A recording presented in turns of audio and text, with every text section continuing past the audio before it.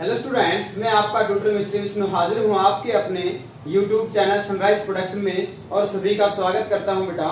जैसा कि आप जानते हो, हमारा इंट्रोडक्शन ऑफ यूक्लिड ज्योमेट्री का टॉपिक जिसमें हमने इंट्रो आपको कंप्लीटली बताया बेटा, अजम्पशंस कराए हैं, पोस्टुलेट्स बताए हैं, एलिमेंट्स बताए हैं, how many elements according to Euclid. Okay, तो इसके बाद हम अटेम्प्ट करने जा रहे हैं हमारा एक्सरसाइज 5.1 या इस पे हम कहें तो क्वेश्चंस की प्रैक्टिस करने जा रहे हैं जो आपको बड़े ध्यान से करने हैं। तो सबसे पहले नंबर 1 है बेटा, इसमें only one line can pass through a single point. तो ये आपके पास कहता है भी one line can pass through a single point, it is false. And reason क्या रहेगा, इसको हम सिंपली क्या कर सकते हैं, ड्रा करके बता सकते हैं। There are infinite number of lines passing through a single point. Next है there are an infinite number of lines which can pass two distinct point. कहते हैं दो डिस्टिंक्ट पॉइंट से infinite number of lines pass कर सकती हैं। There is a point a and is a point b. तो ये आपके पास अजम्पशन क्या था, 5.1। तो इससे आपके पास क्या है, only one line can pass through a single point. तो ये स्टेटमेंट भी आपके पास क्या हो जाएगी, फॉल्स हो जाएगी by assumption 5.1। False by assumption 5.1। Next one is a terminated line can be produce indefinitely on both the sides. ये ट्रू है आपका। जैसे आपके पास ये लाइन है कोई, ये टर्मिनेटेड है, it is a part of a line, इसको हम इनडेफिनेटली दोनों डायरेक्शन में प्रोड्यूस कर सकते हैं। It is true by postulate second. Okay, next one is if two circles are equal then their radii are equal. It is also true beta when one circle is made overlap the another circle. देखो एक circle के ऊपर दूसरी circle को हम fit करते हैं, then they coincide. What do you mean by coincide बेटा? coincide का मीनिंग ये है, जैसे आपको पिक्चर में अभी दिख रहा है कि आपके सामने कितनी उंगलियां हैं, सिंगल उंगली है, लेकिन जब हम इसको ऐसे करके देखते हैं तो how many fingers are there, there are 2 fingers. तो यहाँ हमें सिंगल सर्कल दिख रहा है, लेकिन बट दे आर 2 सर्कल्स। एक ने दूसरे को ओवरलैप कर रखा है, ढक रखा है, कवर कर रखा है। तो इस केस में आपके पास दोनों के रेडियाई भी क्या रहेंगे, रेडियाई भी आपके पास क्या रहेंगे, सेम रहेंगे। Okay, and next is last question 1। In this figure AB is equal to PQ and PQ is equal to XY, then AB is equal to XY। ठीक है, यानी AB आपका XY के इक्वल है। Yes AB is equal to XY by which assumption आपके पास क्या है, by Euclid assumption first. Euclid assumption first.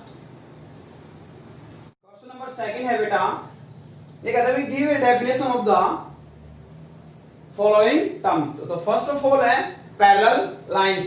The lines are said to be parallel if they produced indefinitely, then distance remains between them constant. यानी दो lines को हम L1 and L2 को indefinitely रूप से हम प्रोड्यूस करते हैं, तो उनका जो डिस्टेंस है वो हमेशा कांस्टेंट मिलता है या सेम मिलता है, उसमें चेंज नहीं आता, वो पैरेलल लाइंस कहलाते हैं। Okay, and second one is perpendicular lines.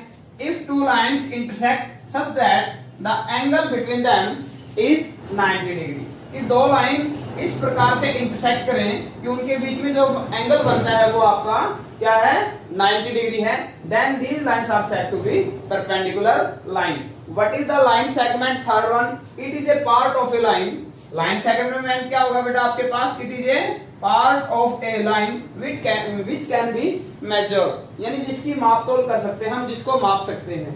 Next one is radius of a circle. Distance from center to the circumference is called the radius. That is a constant. यानी centre का circle से जो circumference से distance है वो आपका radius कहलाता है। What is the square? A quadrilateral in which each side is equal and each angle is 90 degree. then it is said to be. Third beta, give it consider two postulates given below. Given any two distinct points A and B, there exists a third point C which is in between A and B, and second one, there exists at least 3 points that are not on the same line.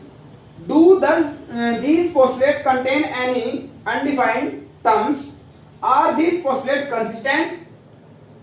Do they follow from Euclid postulate? And explain भी. क्या ये Euclid postulate को follow करते हैं? आप explain कीजिए. क्या है consistent? Consistent because they deals with different situation. दोनों ही डिफरेंट सिचुएशन को बिलोंग करते हैं. ओके लेकिन ये यूक्लिड पोस्टुलेट जो है उसको फॉलो नहीं करते हैं. However they follow assumption 5.1. जो आपके पास assumption 5.1 है उसको तो फॉलो करते हैं लेकिन यूक्लिड पोस्टुलेट को फॉलो नहीं करते हैं. और दोनों ही कैसे हैं? कंसिस्टेंट हैं. दोनों डील्स करते हैं डिफरेंट सिचुएशन के साथ. Okay and next question number 4 है, if a point C lies between A and B, A C is equal to B C आपको गिवन है. आपको प्रूव करना है कि ए सी हाफ है ए बी का. चलो इसका एक फिगर बनाते हैं. सबसे पहले ये आपके पास क्या है ए और ये आपके पास क्या पॉइंट है बी. इन दोनों के बिटवीन में क्या लाई करता है बेटा?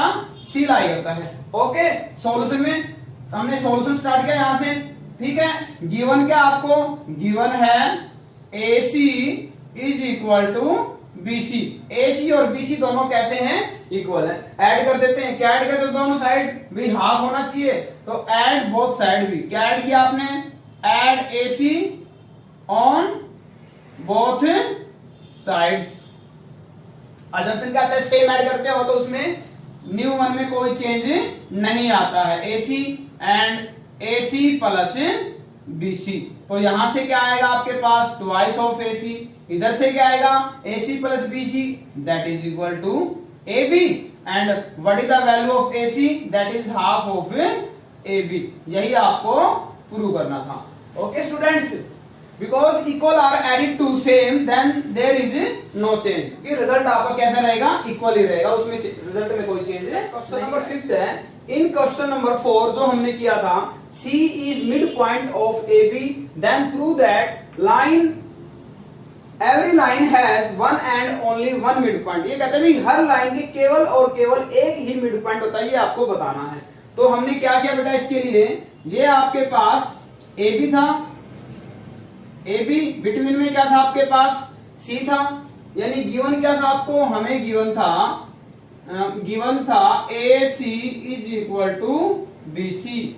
ओके तो हमें प्रूव करना है कि हर लाइन का केवल और केवल एक ही मिड पॉइंट होता है. हमने मान लिया. अभी लेट कंट्राडिक्शन से करेंगे इसको. एक अनदर पॉइंट है D. Let D is mid point of A B. ये डी ए बी का मिड पॉइंट है. देयरफॉर क्या आएगा बेटा? A D is equal to D B. A D is equal to D B. ये हो जाएगा इक्वेशन नंबर 2. ये आपको क्या थे? गिवन थी क्वेश्चन में. बाय कंपेयरिंग 1 एंड 2, यदि हम 1 और 2 की तुलना करते हैं तो लेफ्ट साइड में क्या आएगा? A C is equal to a d and b c is equal to b D.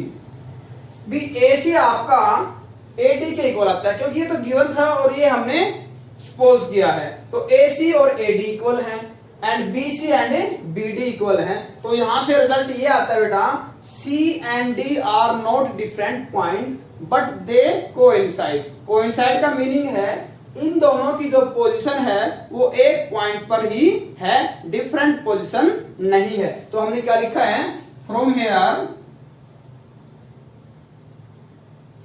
C and D coincide. ठीक है. Hence every line has one and only one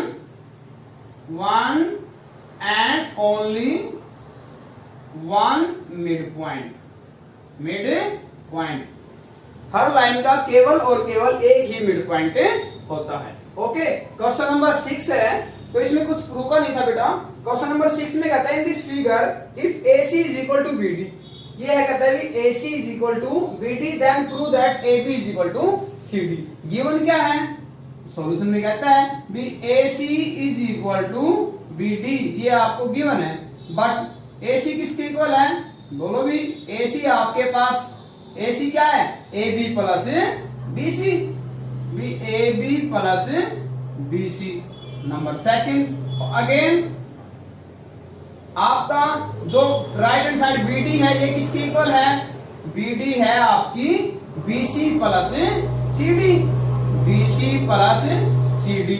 equation number third, putting the value of second and third in equation first, using second and third in equation first में use कर रहे हैं भी AC की जगह put करते हैं हम, AC की जगह पुट कर देते हैं AB plus BC।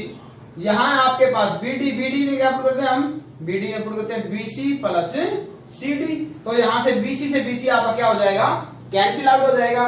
This implies AB is equal to CD। यही आपको प्रूव करना।